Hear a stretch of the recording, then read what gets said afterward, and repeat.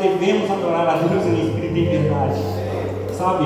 Tem pessoas que de protagonista ele se torna espectador. Ele começa a assistir a unção fluindo no outro, a graça descendo sobre a vida do outro, mas ele começa a viver com essa apenas só um espectador de tudo isso acontecendo, querido. Mas olha só, Deus escolheu você para fazer algo diferente nessa nação. Deus escolheu você no momento certo, na hora propícia, para mover no Espírito de Deus.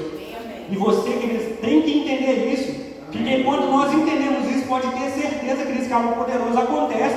Sabe, nós estamos aguardando o de repente de Deus.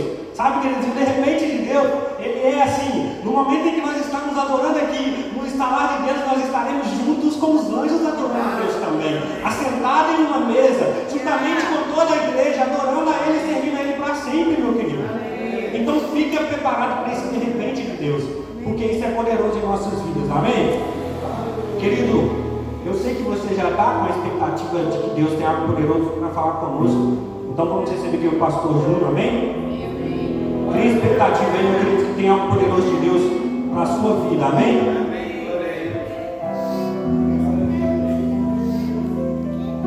Amém, gente, boa noite, graças a paz. Glória a Deus, Deus é bom, amém? Sei que Deus ainda vai fazer muitas coisas através de nós, amém? Amém? Você crê nisso? Aleluia, glória a Deus. Eu queria te pedir para abrir a sua Bíblia em Mateus capítulo 3. Glória a Deus.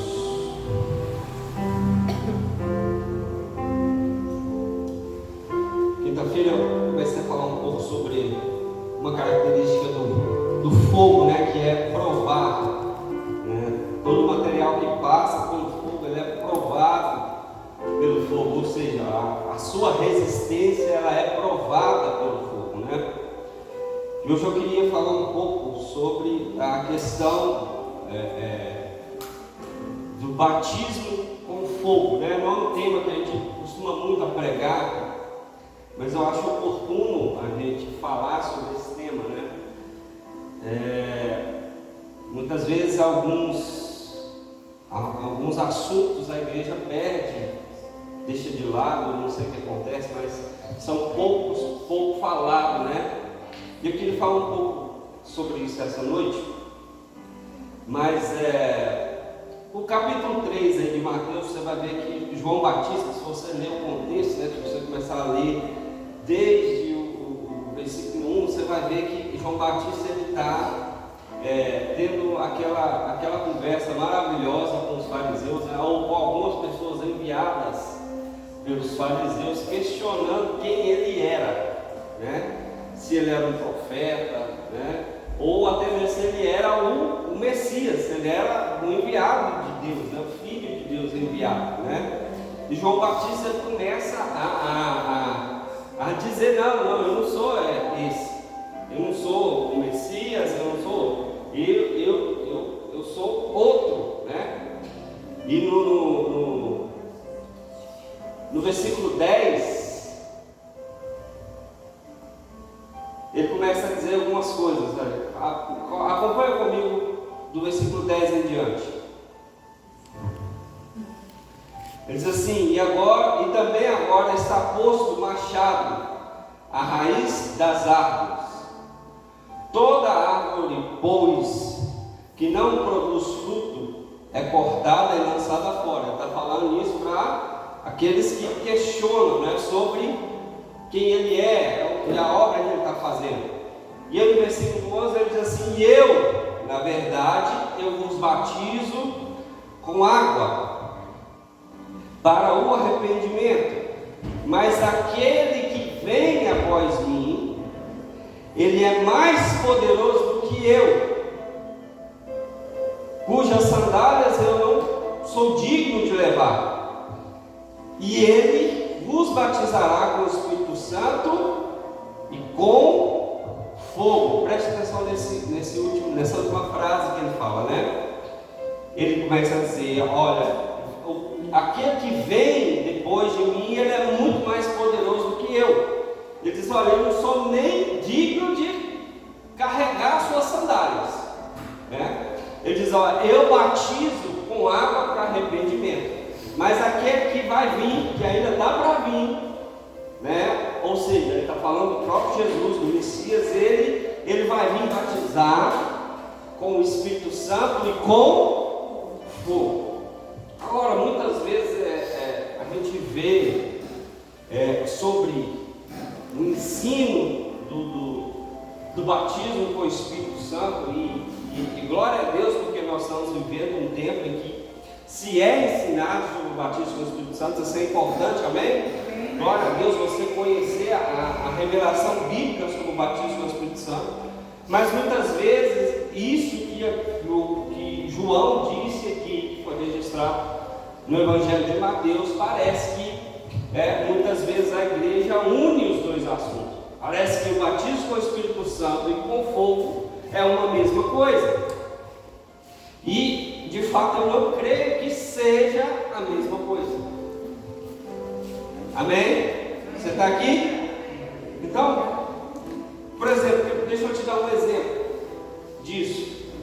Muitas vezes você vê, em Atos,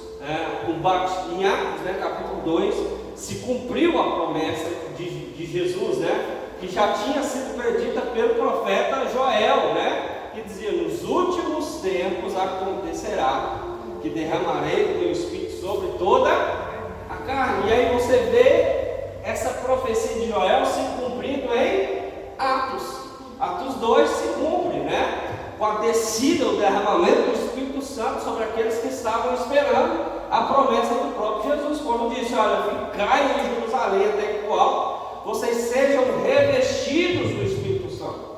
E aconteceu naquele dia. Eles estavam aguardando a promessa de Jesus, até que aconteceu. A Bíblia diz que todos os que estavam reunidos foram cheios do Espírito Santo. E aí o que aconteceu? Foram vistos sobre cada um deles línguas repartidas como de fogo. E aí parece que a gente pega essa questão das línguas de fogo e diz: olha, se tem fogo é a mesma coisa. Desceu o Espírito Santo, eles foram batizados com o Espírito Santo, tem fogo, então parece que é a mesma coisa.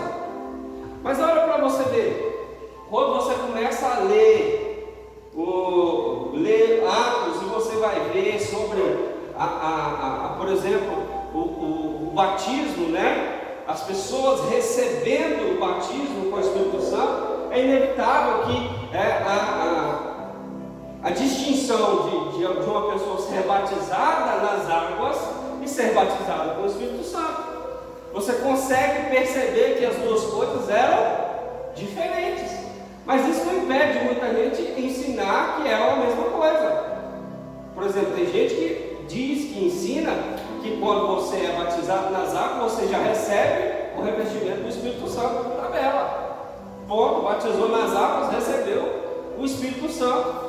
E na verdade a gente sabe que o batismo nas águas é uma demonstração pública daquilo que já aconteceu no seu espírito. Você nasceu de novo e agora você está demonstrando isso para todo mundo. Amém. Amém? Agora, o revestimento, o batismo com o Espírito Santo é uma coisa distinta.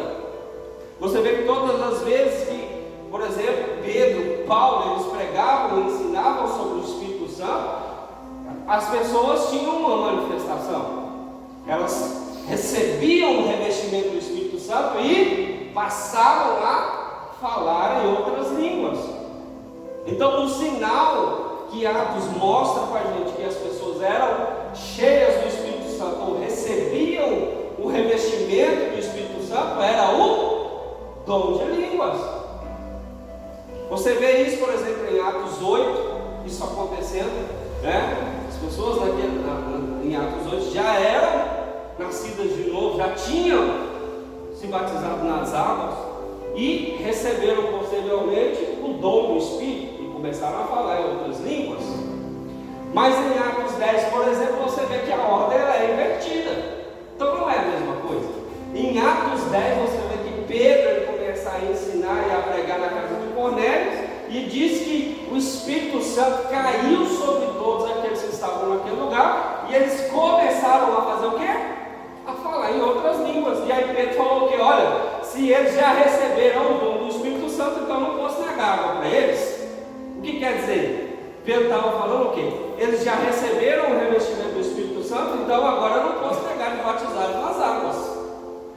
Agora a ordem parece que tinha sido invertida. Não tinha sido batizado nas águas para depois batizar com o Espírito Santo. Não, eles receberam primeiro o revestimento do Espírito para depois batizar nas águas. Então a gente vê que não é a mesma coisa. O fato de alguém dizer que é a mesma coisa não prova que seja pela Bíblia. Amém. Então nós temos que entender que o contexto daquilo que a Bíblia vai dizer muitas vezes tem que ser examinado, entendido, para depois ser ensinado. Amém? Então, do mesmo jeito que batismo nas águas e batismo com o Espírito Santo não é a mesma coisa, eu creio que batismo com o Espírito Santo e batismo com fogo não seja a mesma coisa. Porque é óbvio que aqui ele está usando uma distinção entre batismo com o Espírito Santo e batismo com fogo. E como eu estou dizendo para vocês, isso não é muito ensinado na igreja, não é muito pregado na igreja, mas está chegando o tempo que coisas que são escondidas na palavra de Deus vão ser escavadas e vão ser mostradas para a igreja. Amém? Amém. Vão ser ensinadas, porque nós estamos vivendo um tempo que é necessário ensinar realidades bíblicas que estão meio que esquecidas pela igreja. Amém? Então, quando nós entendermos que o batismo com o Espírito Santo é uma força, é uma coisa poderosa que todos os crentes têm que viver, têm que experimentar, está disponível para todo mundo, mas existe vamos dizer, um acréscimo, um upgrade nesse negócio. Amém? Amém? Que a gente pode chamar de um batismo com fogo. E é sobre isso que eu queria falar com você nessa noite. Talvez você pense, mas pastor, o batismo com o Espírito Santo já está de bom tamanho. Sabe de uma coisa? Sabe que eu conheço crente que é batizado com o Espírito Santo, ora em outras línguas, até profetiza, flui nos dons, mas ainda tem dificuldade com muitas coisas na sua vida. Por exemplo, tem dificuldade de pagar as contas, tem dificuldade de viver uma vida reta diante de Deus, tem dificuldade de segurar a língua, fala mal dos outros aí, a torto e a direito, e profetiza e fala em outras línguas. Então, deixa eu dizer uma coisa, não se escandalize com isso que eu vou dizer. O fato de você ter recebido o dom do Espírito Santo ou ser batizado com o Espírito Santo não vai fazer com que você deixe de praticar coisas que é você mesmo que tem que deixar de praticar. Amém? Amém? Então, eu queria falar isso essa noite para que nós comecemos a prestar atenção sobre essa questão do batismo com fogo. Sei que nós não temos muito tempo para falar muita coisa, mas pelo menos que seja um start para você pelo menos começar a refletir sobre isso, sobre a importância disso. Amém? Então, se uma pessoa, se um crente batizado com o Espírito Santo, fala em outras línguas, até profetiza, ele consegue dar um cano em outra pessoa. Não é? Eu conheço gente assim, gente. Ele consegue passar as pessoas para trás. Então, precisa ir um pouco mais fundo. Ele precisa entender mais um pouco sobre isso. O que eu entendo sobre o batismo com fogo? O que seja o batismo com fogo? Eu entendo que o batismo com fogo seja, de fato, a santificação da vida cristã. Acho que eu vou dizer de novo, porque não Mas não agradou muita gente, né? Eu entendo que o batismo com fogo significa santificação dos crentes, dos cristãos, amém? Amém. Você pode dizer comigo, eu preciso me santificar? Eu preciso me santificar. Agora diz com mais força, eu preciso me santificar. Eu preciso. Amém? Sabe, isso é uma realidade para esses dias hoje, meu filho. Nós precisamos, de fato, mergulhar com uma intensidade maior na vida de Deus, na vida que Deus tem para nós, e deixar de lado algumas coisas que estão nos atrapalhando o viver diário com Cristo. Amém? Olha que interessante, abre comigo Isaías capítulo 6.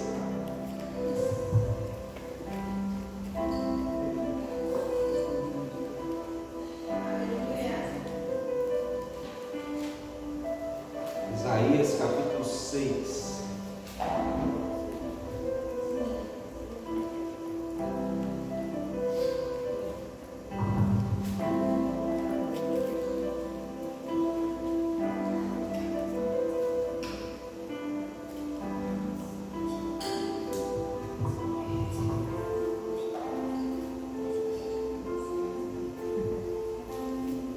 Aqui é a chamada de Isaías, né? E no capítulo 6, a partir do versículo 1, diz assim: no ano em que morreu o rei Uzias, eu vi o Senhor assentado sobre um alto e sublime trono, e o séquito enchia todo o templo, e os serafins estavam acima dele. Cada um tinha 6 asas, com 2 cobriam o seu rosto, com 2 cobriam os pés, e com 2 voavam, e clamavam uns para os outros, dizendo: Santo, Santo, Santo é o Senhor dos exércitos, toda a terra está cheia da sua glória. E os umbrais das portas se moveram com a voz daquele que clamava, e a casa se encheu de fumaça.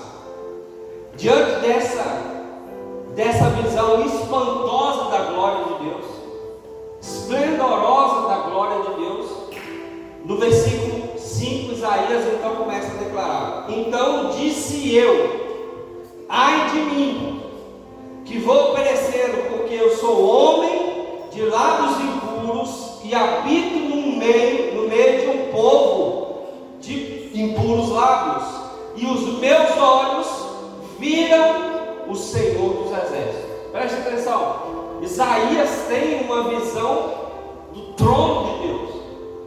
Ele começa a ver a majestade, a glória de Deus, e diante dessa visão ele começa a olhar para si mesmo.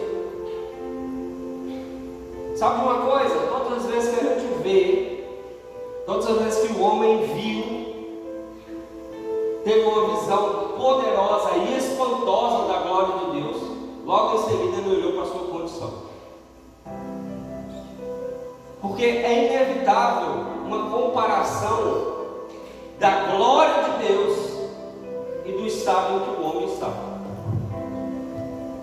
Então Isaías aqui, ele começa depois de ter essa visão de olhar o trono de Deus, ele começa a olhar para si mesmo. E ele começa a dizer: ai de mim, porque eu sou um homem de lábios impuros, eu habito no meio de um povo de lábios impuros, e eu vi o Rei da Glória, eu vi a sua majestade, eu vi o seu trono, e o temor dele era perecer. E aí no versículo 6 diz assim: mas um dos serafins voou para mim, trazendo na sua mão uma brasa viva que tinha tirado do altar com uma tenaz, e com ele tocou a minha boca e disse: eis que isso tocou os seus lábios, a tua iniquidade foi tirada e purificado o teu pecado. A gente precisa entender que a glória de Deus, a majestade de Deus, a santidade de Deus tem o objetivo de tocar o homem e não de afastar o homem da sua presença. Vou dizer de novo. A glória de Deus, a majestade de Deus tem o objetivo de alcançar o homem, não de repudiá-lo, não de levá-lo para longe. Amém. E é isso que nós vimos aqui. Deus, diante dessa declaração de Isaías, resolvendo o problema do pecado de Isaías, dizendo: o problema é os seus lábios, então eu vou tocar com uma brasa viva tirada do altar no seu problema, e ele vai ser resolvido, vai ser purificado, vai ser santificado. Então aqui a brasa viva, o fogo do altar de Deus, está purificando a boca de Isaías. Então o fogo, nesse contexto que nós estamos vendo, que Isaías está falando, ele está resolvendo, ele está purificando, ele está santificando a vida daquele homem na presença de Deus. E nós vamos ver que depois ele toma uma atitude diante disso que foi feito. Ele ouve uma voz: aqui enviaremos agora. E agora ele se levanta, não como alguém que precisava de uma solução, mas ele se levanta como alguém que é a solução do problema. Ele diz: Senhor, eis-me aqui, envia-me a mim. Então, depois de ser santificado, você se torna alguém que é capaz de solucionar um problema, de resolver um problema, de se encaixar na vontade de Deus para solucionar a vida de alguém que precisa de você. Então o fogo, nesse sentido aqui, a brasa, nesse sentido, tem o poder de purificar a vida daqueles que estão na presença de Deus. Então por isso eu entendo, meu querido, que nesses dias nós precisamos entender que o fogo, o batismo com o fogo, é de fato a santificação. E eu acho que nesses dias há um problema muito grande para nós, porque tem tido ensinos no meio da igreja que vão contra a santificação. Você já não vê mais falar que nós temos que nos santificar, embora a Bíblia esteja recheada de textos, de palavras, dizendo que nós temos que continuar na presença de Deus, nos santificando, nos mantendo puro, buscando a presença de Deus, buscando a vontade de Deus. Existem ensinamentos que você não deve fazer isso. Por exemplo, posso te dar um exemplo? Um ensinamento da hipergraça, por exemplo. A hipergraça detona com a santificação. Por quê? Porque você recebe Jesus e a hipergraça te diz: você não precisa fazer mais nada. Vive do jeito que você está, avacalhado do jeito que você está, porque Jesus já te aceitou, a graça dele te basta. E aí não há mais a busca por santificação. Por quê? Porque a graça de Deus me alcançou, e aí agora eu posso viver uma vida de qualquer jeito, porque Ele já me aceitou desse jeito mesmo. Eu vou desse jeito mesmo. E não é assim, meu querido. O ensino bíblico não é assim. Eu queria que você abrisse outro texto para te provar, para nós vermos que não é assim. Abra comigo Tito, capítulo 2.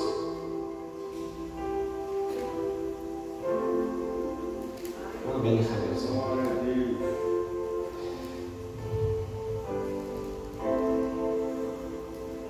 Tito, capítulo 2. Tito capítulo 2, versículo 11.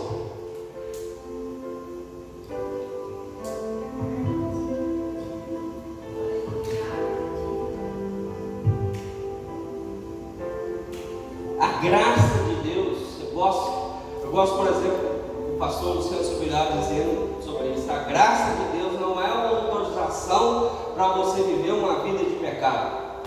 Não, ela é a solução de Deus para a sua vida, para você não viver mais em pecado.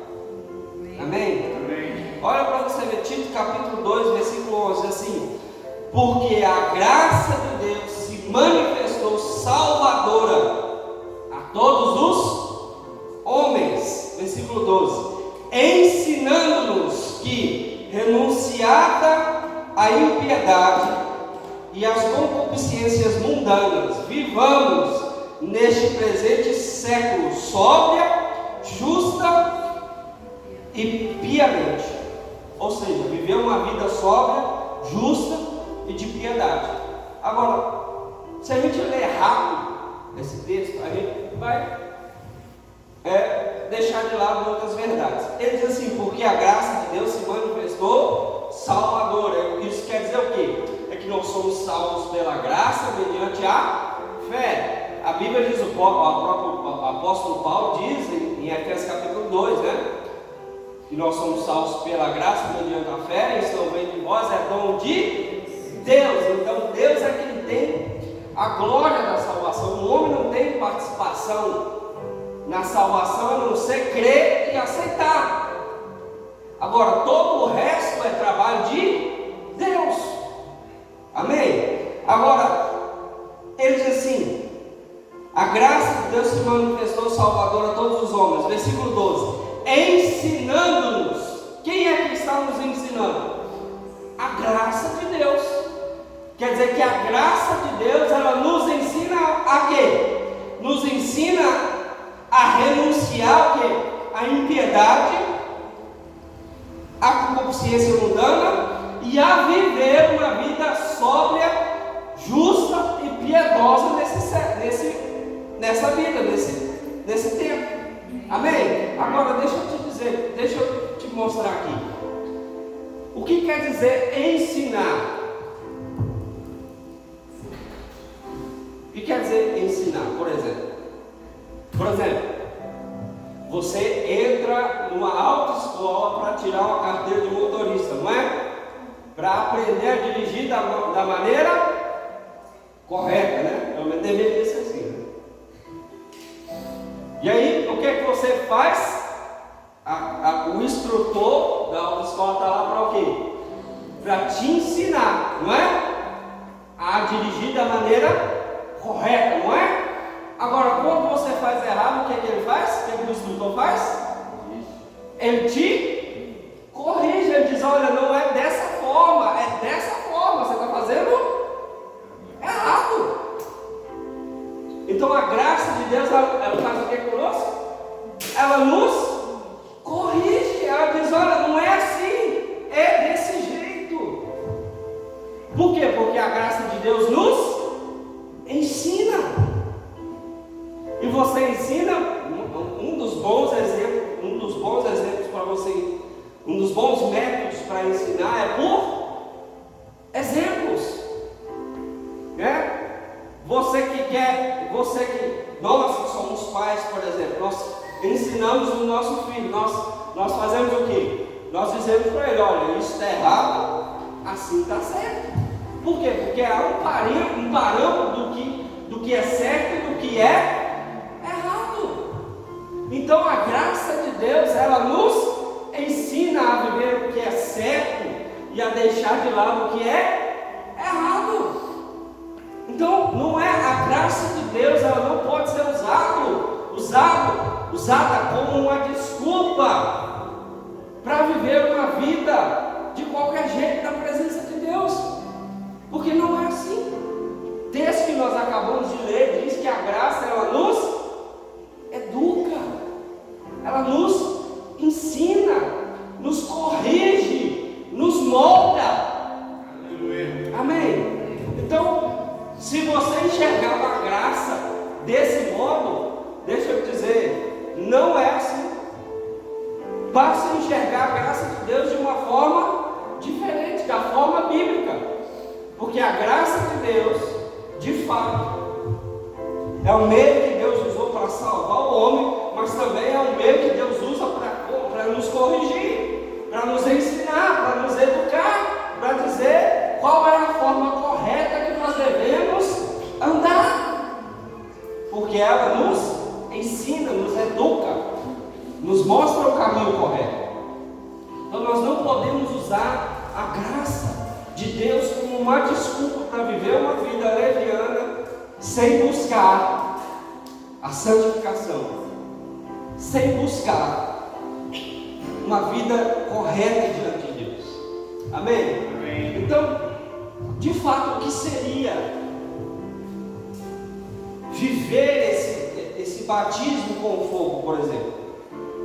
É que você ter essa chama acesa dentro de você, com um desejo incessante de viver uma vida reta diante de Deus, independente de qualquer coisa, independente daquilo que acontece ao seu redor. Há uma chama viva dentro de você que te faz viver uma vida reta, justa e piedosa diante de Deus. Amém. Amém. Alguém que diz que o errado ainda continua sendo errado, mesmo que todo mundo esteja fazendo. E o certo ainda continua sendo certo, mesmo que ninguém esteja fazendo. Ainda mais nesses tempos que nós estamos vivendo, em que está se banalizando tantas coisas, e está se levantando tantas coisas no mundo.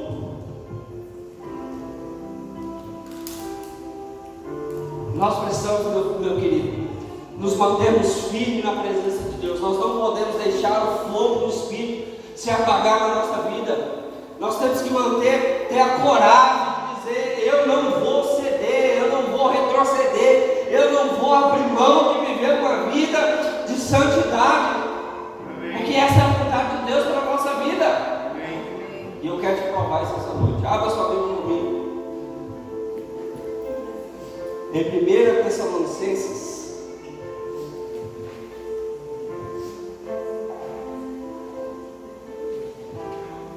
capítulo 4.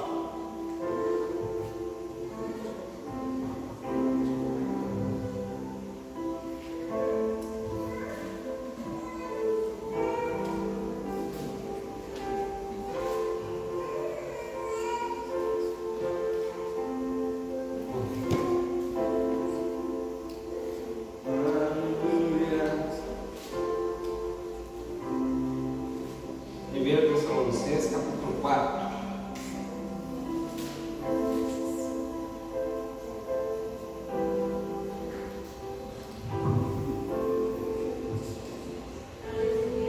Glória a Deus. Vamos ler a partir do versículo 1 mesmo.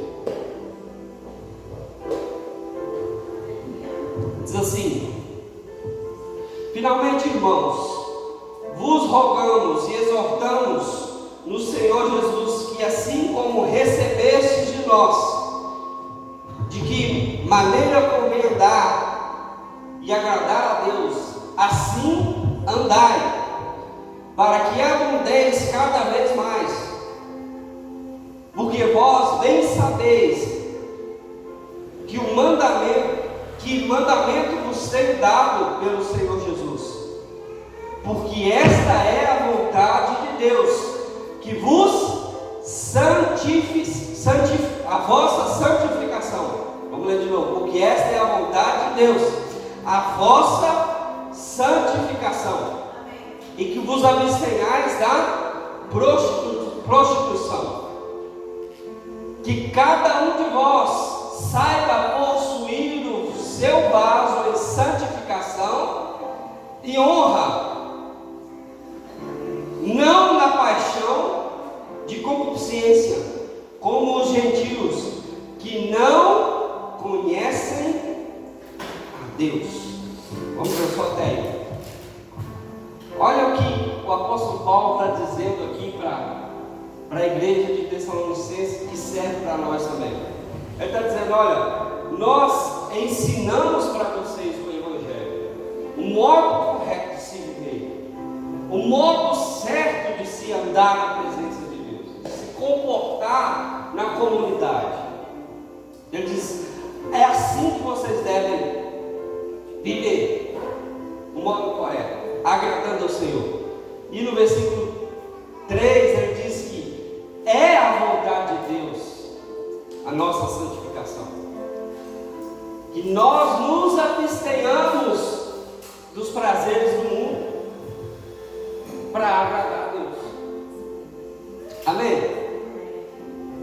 Então, aqui Paulo está dizendo, olha, Deus tem um desejo, é a vontade dele que você viva uma vida de santificação.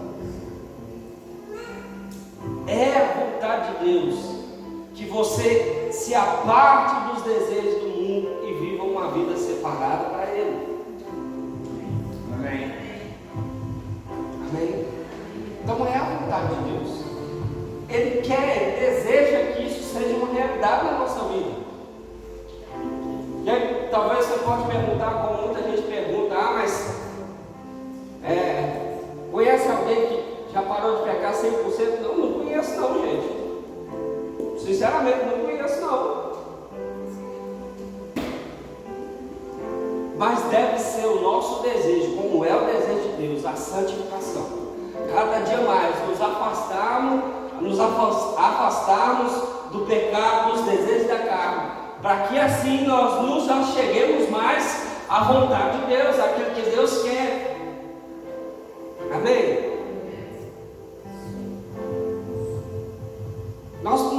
Eu não posso dizer que eu parei de pecar 100%. Não é porque se isso acontecesse, eu já tinha subido, né? Mas tem que ser a nossa busca, cada dia mais, a santificação, agradar a Deus, buscar a Deus. Nosso coração tem que arder, tem que queimar por isso. Um desejo incessante de agradar a Deus de qualquer forma, de qualquer jeito. Porque Ele deseja ser agradado, meu querido. E uma das formas que nós podemos agradar a Deus e que de fato alegra o coração dele é a nossa santificação. Amém. É quando nós deixamos de lado as coisas do mundo, os desejos do mundo, os desejos da nossa carne, a nossa própria vontade, e nós buscamos a vontade dele. Buscamos intimidade com Ele, buscamos fazer a vontade dele, amém? Amém. Por isso é tão importante, meu querido, é tão importante uma vida de oração, uma vida de consagração. Quanto mais, isso é inevitável, quanto mais eu me consagro, eu tenho uma vida dedicada ao Senhor, mais eu me afasto das coisas desse mundo, mais eu me afasto do pecado. Agora, o contrário também é verdade. Quanto mais eu me entrego aos desejos do mundo, aos desejos da carne, mais eu me afasto da vontade de Deus. Então, isso que nós acabamos de ler tem que ser uma realidade na nossa vida. A santificação é a vontade de Deus para as nossas vidas. Que nós nos santifiquemos, que nós busquemos cada dia mais nos manter limpos pela palavra de Deus, limpos pela palavra de Deus, amém? Amém. Glória a Deus. E eu quero ler um último texto com você.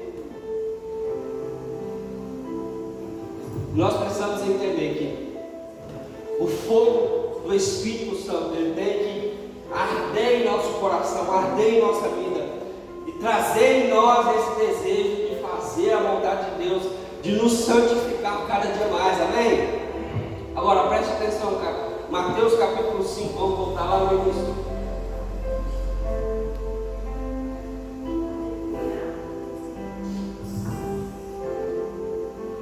Mateus capítulo 5. Esse texto ele é conhecido. Eu quero terminar com ele. Aqui Jesus está dizendo, falando sobre os discípulos, né? Dizendo que os discípulos eles são o sal da terra, eles são a luz do mundo, né? E ele começa a falar essas coisas para os discípulos, né? Ele usa o exemplo do sal, né? Para que o sal serve, e ele usa o exemplo da luz, para que a luz serve, né? Mas no versículo 15, Mateus 5, versículo 15, ele diz assim, olha, não se acende uma candeia e se coloca debaixo do alqueire, mas do velador, e dá luz a todos que estão na casa. Assim resplandeça a vossa luz diante dos homens, para que vejam as vossas boas obras e glorifiquem ao vosso Pai que está nos céus. Amém? Talvez você possa dizer assim, mas o que tem a ver isso com o batismo com fogo? A gente precisa entender, por exemplo, ele está dizendo sobre aqui a candeia. Não se acende uma candeia. Primeira coisa que a gente precisa entender é o que é uma candeia. Candeia era um equipamento, vamos dizer assim, né? Usado para iluminar um local, uma casa. E ele ficava no alto. Mas essa candeia, ela era, se usava o óleo, né? Colocava o óleo dentro dela e se acendia com fogo, um pavio, para que a luz que queimava iluminasse aquele ambiente. Então nessa noite nós precisamos entender que nós somos essa candeia, que tem o óleo do Espírito Santo em nós. Amém. Vou dizer de novo.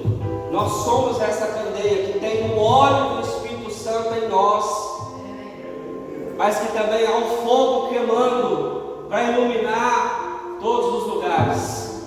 Agora ele diz no versículo 16, ele diz, olha, versículo 15 ele diz que nós somos como uma candeia que é colocada num lugar alto para iluminar aquele ambiente. Não é colocado em um lugar baixo, escondido, mas num lugar alto para iluminar. Alguém até disse, né? Estava ouvindo alguém ministrar, ele até disse, olha, não é porque você é luz. Como é que ele disse? Não é porque você é luz. A gente fugiu agora da mente. Como é que ele falou?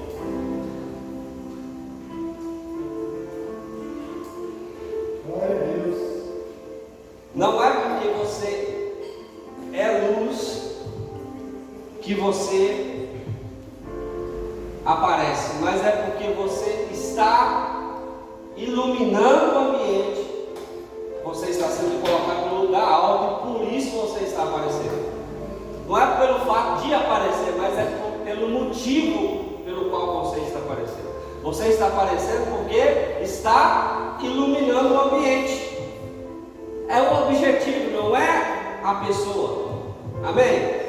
Então, o objetivo de se iluminar o lugar, de mostrar o ambiente, de agradar esse ambiente com aquilo que você tem, é que vale. Não é o fato da pessoa, mas é o fato pelo objetivo que ela está lá, aquilo que ela está mostrando. Amém? Ele diz assim resplandeça a vossa luz diante dos homens, para que vejam o quê? As vossas obras e glorifiquem ao vosso Pai que está no céu. Então, nós somos essa candeia com a luz do Espírito Santo e com o fogo, resplandece o ambiente, mas também mostra as obras, mostra aquilo que Deus está fazendo, mostra aquilo que Deus está levando através de nós, e isso glorifica ao Pai. Amém? Você pode ficar de pé para a gente orar?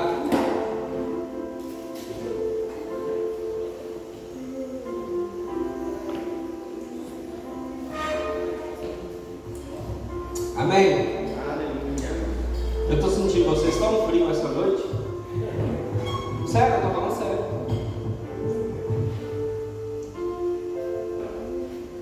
Sabe que a gente podia ser um pouquinho mais fervoroso? Eu não digo que você tem que sair gritando e sapateando, mas pelo menos abre o seu coração um pouquinho mais. Amém?